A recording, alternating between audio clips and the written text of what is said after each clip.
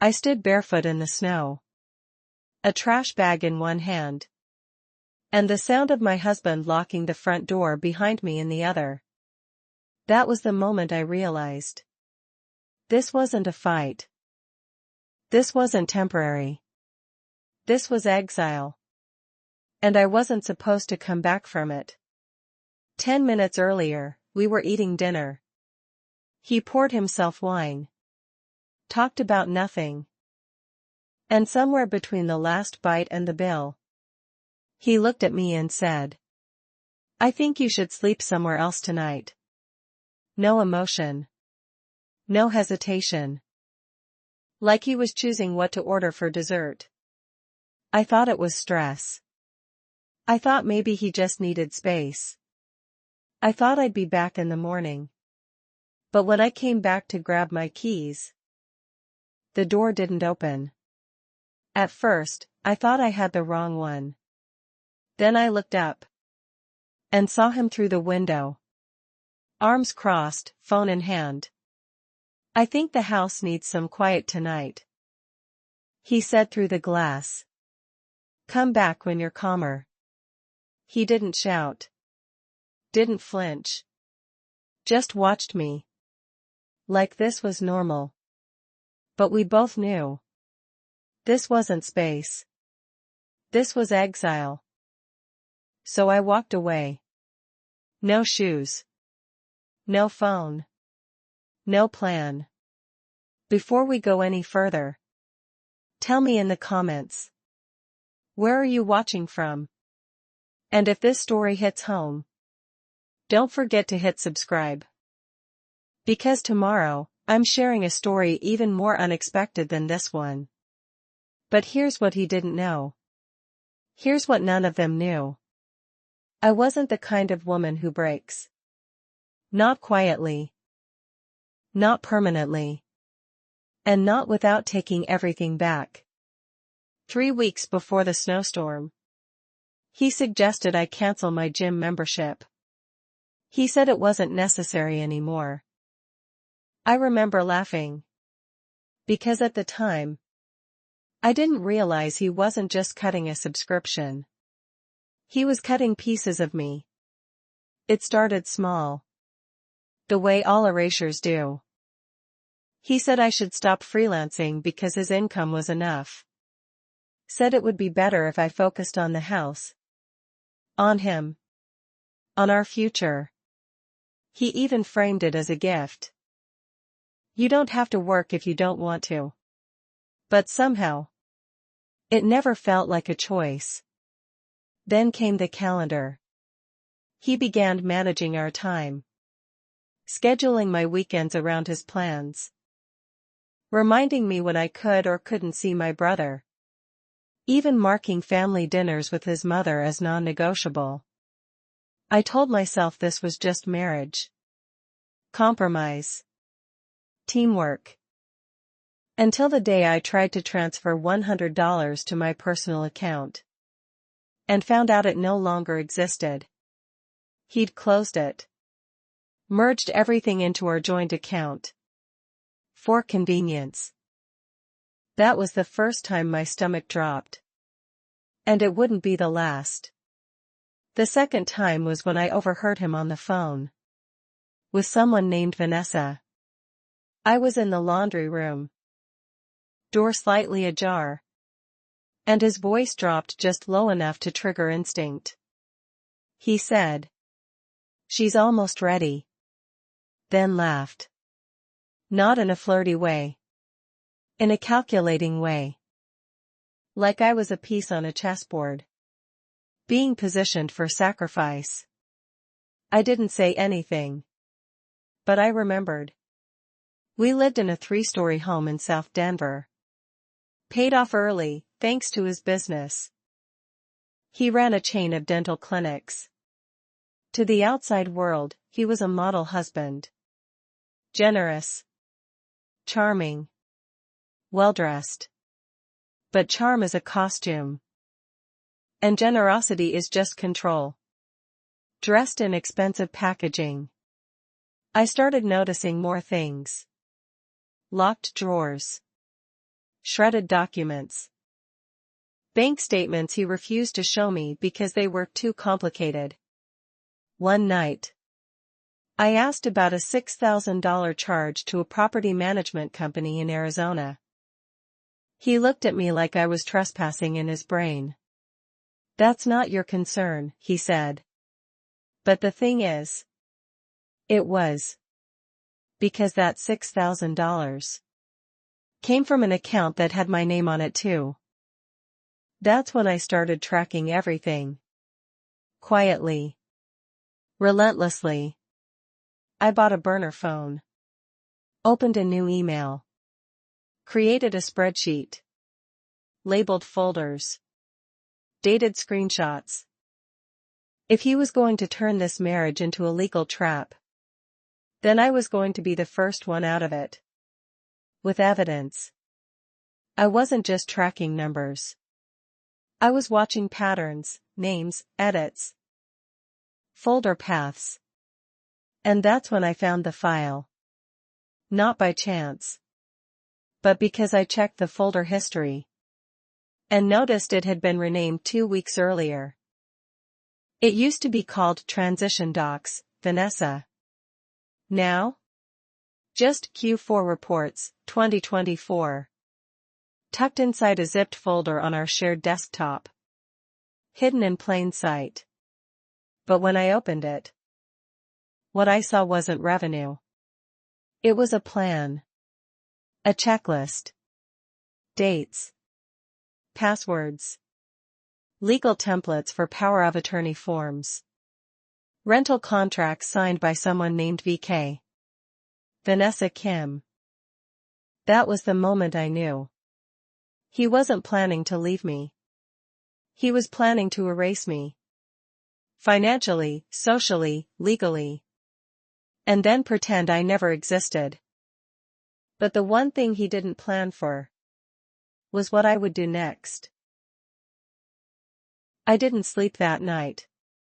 I sat at the kitchen table, wrapped in a blanket, scrolling through every document he thought I'd never find. There were rental agreements in Phoenix. A lease for a Mercedes G-Class. Health insurance for a VK. And a signed NDA attached to an email with the subject line. Transition plan. He wasn't planning to leave me. He was planning to replace me. By morning, I had printed everything. But I still had no idea what to do with it. That's when I remembered a conversation. From Christmas, 2 years ago. A woman at his company party. Her name was Jolene. Blonde, reserved, said she used to work with Eric. But when I asked in what department, she smiled in a way I didn't understand at the time. Now I did. I searched her name online. Found a LinkedIn profile. No recent posts. But her bio read, divorced. Survived. Rebuilding. And an email. I hesitated. But then I hit send. I didn't expect her to respond. Let alone call me within the hour. Her voice was calm. Too calm. Like someone who had already walked through the same fire I was standing in. She said, "I know what he did to you. Because he did it to me." Different script. Same director. Then she paused. And added something that chilled me. He always targets women who are rebuilding. Fresh out of heartbreak. Fresh into hope. The kind who think maybe they've finally found safe ground. Turns out, I wasn't wife number 1. I was number 3. And Vanessa? She was number 4. But she didn't know it yet. Not really. To her, he was probably still the charming guy rebuilding after a tough marriage. Still attentive. Still full of promises. She hadn't seen the pattern. Not yet. But I had. Jolene agreed to meet in person. She showed up with a binder. A binder. Labeled tabs, color-coded pages, screenshots, audio clips. She'd documented everything Eric did to her. And it looked exactly like what I had just lived through. Same isolation tactics. Same financial merges. Same charming business trips that led to new leases in new cities. He had a pattern. A method. A system. But this time, he'd picked the wrong woman to try it on. That same evening, Jolene introduced me to Bryce Holloway. Private investigator. Former fraud analyst. Quiet, steady. He didn't waste time with sympathy. Send me everything you've got, he said. And do not confront him. Not yet. We began building a case. A quiet, thorough, brutal case. Every statement. Every transfer. Every password Eric forgot to change. Bryce mapped it all. Showing me just how deep the deception went. And then, Bryce asked me a question I hadn't considered. Has he started moving physical assets yet? I didn't understand. So he clarified. Cars. Watches. Equipment. Golf clubs. Anything he can hide or sell before you file. That night, I went into the garage. The Bentley was gone. So was the safe. And the drawer where he kept our marriage certificate? Empty. He wasn't just planning to leave. He was already gone. Just waiting for the paperwork to catch up. But now, I wasn't just his wife. I was his liability. With a folder full of receipts. And a team that knew exactly how to dismantle men like him. Monday morning, I walked into a law firm. With a folder under my arm. And 3 hours of sleep in my veins. They assigned me to Patricia Walsh. Sharp voice. Red lipstick. The kind of woman who looked like she could argue a man out of his own name. She listened. Didn't blink. Didn't interrupt. Then she looked at the folder. Flipped through 3 pages. And said, "Oh, he's not just sloppy. He's arrogant. That's going to help us." By noon, she'd filed an emergency motion to freeze all shared accounts. By 3, we had copies of every document Eric never thought I'd find. And by 6, Bryce had uncovered 2 more hidden properties. Including a downtown condo registered under a shell corporation. Named after his dog. He thought he was clever. He thought I was slow. He thought I'd break. Quietly. Like the last ones. But this time, he was facing a woman who had receipts. A lawyer who didn't flinch. And a private investigator with nothing to lose. 2 days later, I served him. At his clinic. In front of his staff. Right before lunch. The look on his face wasn't confusion. It was calculation. He wasn't shocked I'd found a lawyer. He was shocked I found the courage. That night, he called. 3 times. No voicemail. Just hang-ups. Then a message. We don't have to do this. Let's talk like adults. I didn't answer. Because I wasn't playing his game anymore. Patricia warned me. When he realizes you're not backing down, he'll try to flip the story. Make you look crazy. Make himself the victim. And he did exactly that. The next day, his mother showed up at my door. In pearls. Holding a tray of lemon bars. Sweetheart, she said. I heard you're upset. But dragging this into court, is that really necessary? She smiled like I was 7 years old. Like I was being unreasonable. For not letting her son destroy me in peace. I didn't even open the door. I just said. This is between me and him. And the judge. Then I closed the blinds. 3 hours later. Bryce sent me a text. A new account had just been opened under my name. Without my signature. It was a move. A last-minute shift.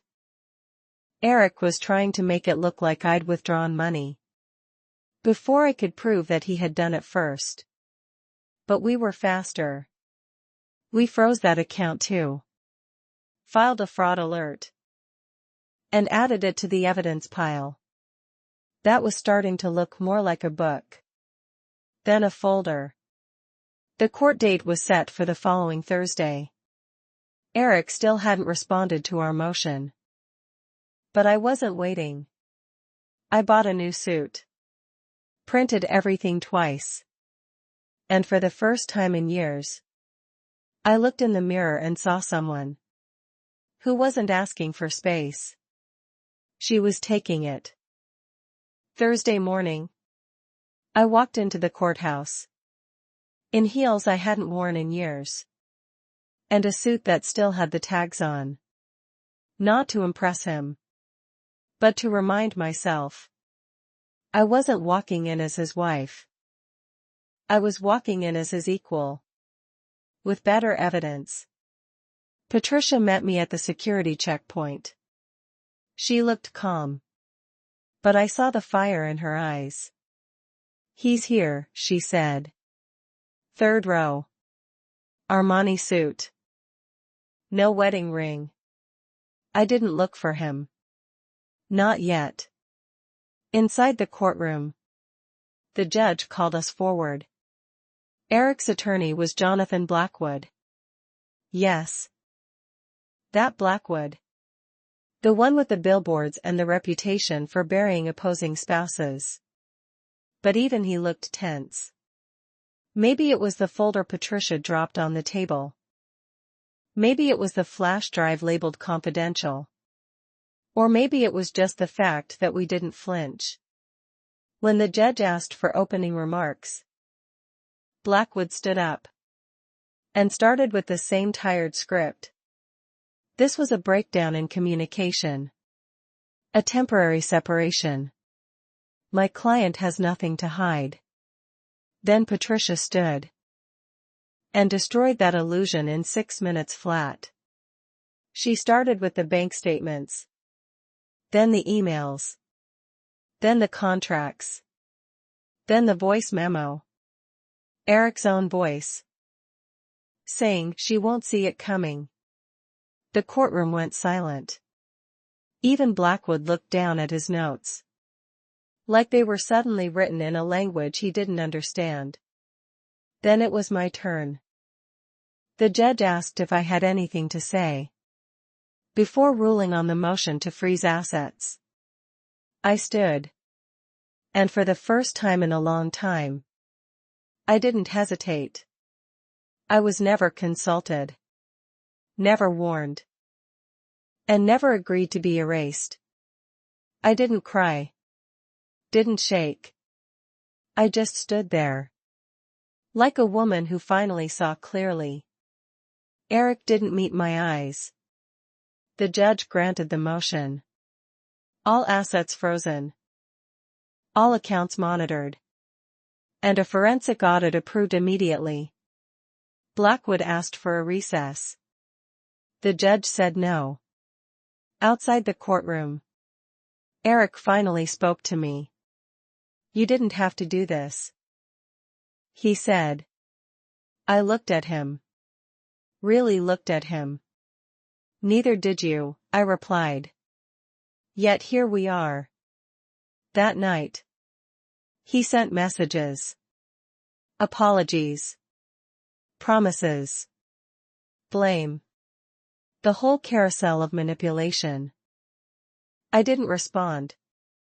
Instead, I opened a bottle of wine, sat on my back porch, and watched the snow fall again.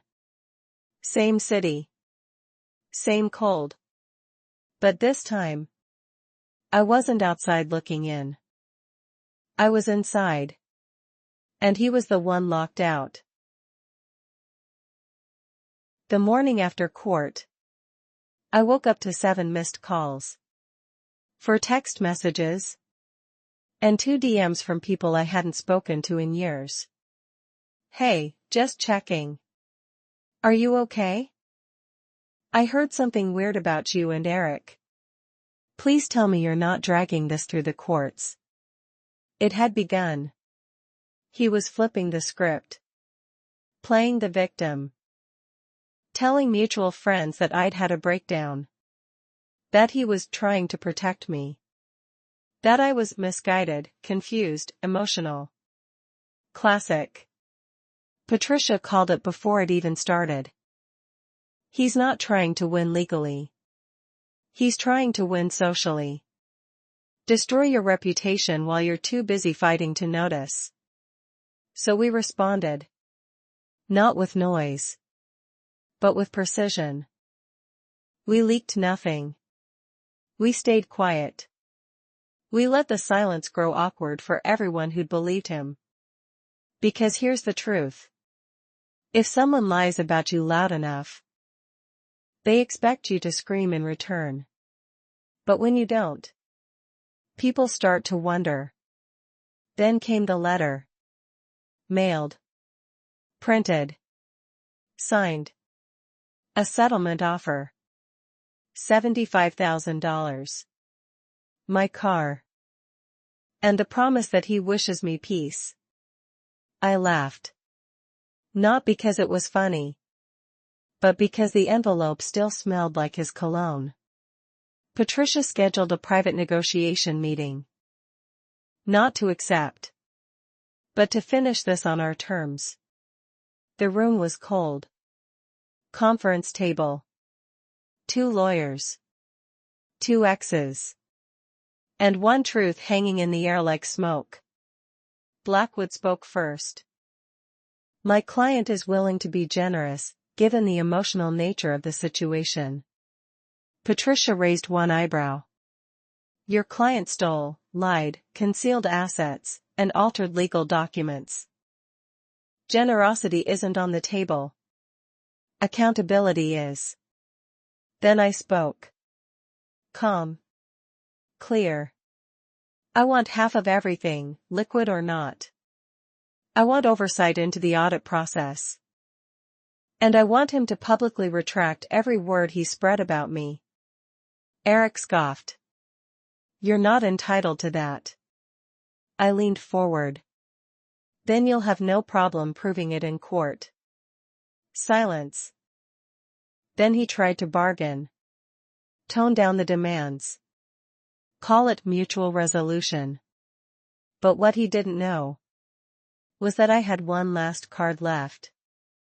Bryce had found it 2 days earlier. A property overseas. Not listed in U.S. filings. But linked through an email chain. Where Eric bragged about moving assets beyond reach. I slid a printed copy of that email across the table. You move this. And I go criminal. His face changed. Not anger. Not denial. Just calculation. Briefly replaced by something new. Fear. Blackwood cleared his throat. We'll revise the offer. I stood up. I won't wait long. That night. I didn't celebrate. Not yet. But I did sleep. For the first time in weeks. Because I knew. The story he was trying to write was no longer his to control. The final offer arrived 4 days later. Couriered. Stamped. 15 pages long. Patricia read it silently. Then slid it across the table. Read carefully, she said. But I think we just won. I skimmed page 1. And then page 2. Full asset disclosure. Liquidation of hidden accounts. 50% of all properties acquired during marriage. Immediate transfer of vehicles. Public written retraction and legal admission of misconduct. Your legal fees covered by him. And the overseas property? Signed over. In full. Blackwood didn't fight it. He knew it would only get worse in court. Criminal charges were on the table. I didn't cry. I didn't even smile. I just signed. Because this wasn't a victory. It was justice. And justice doesn't feel like fireworks. It feels like oxygen. After holding your breath for too long. A week later. We stood in front of the judge one last time. Eric looked thinner. Grayer. Worn out. He didn't speak. Just nodded when asked if he understood the terms. And then the judge read a prepared statement into the record. It included the words: intentional concealment, marital fraud, and strategic financial abuse. That was the first time I saw Eric look ashamed. Not because of what he'd done, but because the room finally saw it too. Outside the courtroom, Blackwood didn't even make eye contact. Patricia, though? She smirked. Well, she said. That was satisfying. I used the settlement money to start something I wish I had years ago. A legal fund for women in financially abusive marriages. I called it the Helena Trust. Named after my grandmother, who once told me, "Baby, it's not enough to survive. You make sure he regrets thinking you wouldn't." Eric moved to Arizona. Sold one of his clinics. Tried to rebrand. But word travels fast. When your ex-wife owns the silence you thought she'd choke on. I still get messages. From women. From strangers. From people who say, I thought I was crazy too, until I heard your story. And every time, I answer the same way. You're not crazy. You're just waking up. There's a difference between being angry and being done. And the day I walked out of that courtroom, in heels I bought with his money, wearing a suit he said I'd never need, was the day I finally understood it. He thought he could destroy me quietly. Erase me carefully. Replace me effortlessly. But in the end, I took back my name, my worth, and half of everything he tried to bury. And he'll remember that. Every time he signs a check. With a court-ordered signature. That still includes my last name. It's been 14 months. 14 months. Since I stood barefoot in the snow. With nothing but a trash bag. And a name I almost let him erase. Now? That name is on the deed to my new home. On the legal paperwork for the Helena Trust. On every check I sign. To help women just like me walk out with their heads high. The first case I funded was a waitress in Oklahoma. Her husband was a small-town mayor. He hid money in local real estate deals. And made her feel crazy for asking where their savings went. Now she has full custody. A paid-off car. And a savings account with only her name on it. Then came a single mother in Chicago. A teacher. Her husband had forged her signature on a second mortgage she didn't know existed. He called it a misunderstanding. We called it fraud. And the court agreed. Every time I hear their stories, I recognize the pattern. The quiet manipulation. The gaslighting disguised as love. The erosion of self-trust. That happens so slowly. You don't even realize you're disappearing. Until you've already vanished. But I also recognize something else.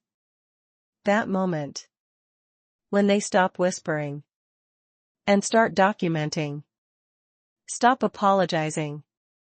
And start preparing. That moment. When they decide. They're done being quiet. 14 months ago, I stood barefoot in the snow. Now I sit beside a fireplace, warm, calm, building something that matters. And outside my window, the snow still falls. But I'm not the one on the porch anymore. I didn't build this foundation to fight my ex. I built it because some women don't have a Patricia. Or a Bryce. Or even a Jolene. They just have their instincts. And if they can trust those, they can win. Eric once told me. I wasn't strong enough to handle the truth. Now the truth has its own tax ID number. A team of lawyers. And an outreach program in 3 states. He doesn't say much anymore. Which is ironic. Because for so long, he was the only one who talked. These days, I walk through the world with quiet confidence. Not because I was lucky, but because I stopped asking for permission. And when people ask me how I did it, how I survived the storm, the lies, the slow erasure, I tell them this. You don't survive it. You outsmart it. You outgrow it. And then, if you're lucky, you help someone else do the same.